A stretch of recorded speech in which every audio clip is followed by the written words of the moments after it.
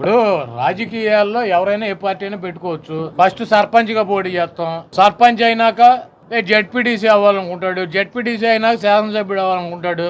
శాసనసభ్యుడు అయినాక మంత్రి అవ్వాలనుకుంటాడు. మంత్రి అయినాక ముఖ్యమంత్రి అనుకుంటారు. ముఖ్యమంత్రి అయినా ప్రధానమంత్రి అనుకుంటారు. దీనికి ఒక మనిషికి అవకాశం ఉంటే దేనికైనా ట్రై చేస్తాడు. అట్లాగే కేసీఆర్ ఒక ఉద్యోగ నాయకుడిగా ఒక రాజకీయ పార్టీ పెట్టాడు. ఈరోజు 2 సార్లు ముఖ్యమంత్రి అయ్యాడు.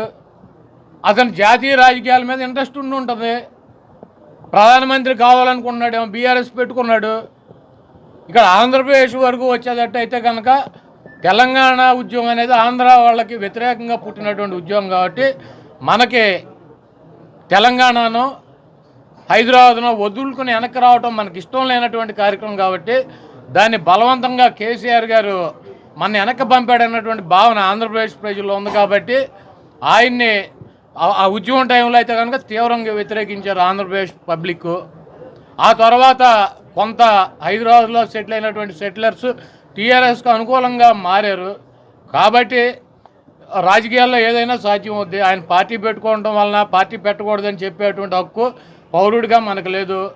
ఈ ప్రాంతంలో ఆయన మీద కొంత వ్యతిరేక భావన ఉన్నటువంటి మాట వాస్తవం. అది ఎంతవరకు ఉంటుంది? ఆయన పార్టీకి ఇక్కడ ఎవరైనా క్యాండిడేట్లు దొరుకుతారా, ప్రజలు మద్దతు ఇస్తారా అంటే అది కాలమే సమాధానం చెప్పాలి. చంద్రబాబు నాయుడు వెళ్ళి తెలంగాణలో పోటీ చేయట్లా, ఈయన జాతీయ పార్టీ అని చెప్పట్లా.